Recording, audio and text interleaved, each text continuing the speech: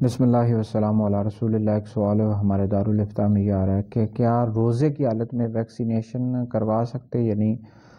تو اس حوالے سے جی علماء کا اختلاف ہے، نہیں روزے کی حالت میں انجیکشن لگوانے سے روزہ ٹوٹتا ہے یا نہیں، اس حوالے سے اختلاف ہے۔ بعضوں کی رائے یہی ہے کہ ٹوٹ جاتا ہے، اور بہرحال ہماری جو تحقیق اور ہمارا فتویٰ ہے اس کے مطابق روزے کی حالت میں انجیکشن لگوانے سے روزہ نہیں ٹوٹتا۔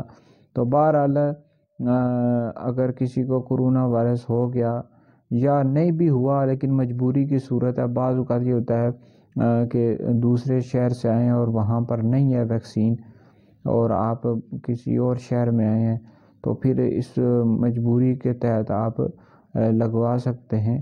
تو بہرحال کچھ علماء کی یہ رائے ہے، تحقیق ہے کہ انجیکشن لگوانے سے روزہ ٹوٹ جاتا ہے، لیکن بہرحال ہمارے نزدیک انجیکشن لگوانے سے روزہ نہیں ٹوٹتا۔ تو اگر کسی نے ویکسینیشن کروائی، یعنی انجیکشن لگوایا کرونا وائرس کی وجہ سے، تو اس کا روزہ نہیں ٹوٹے گا۔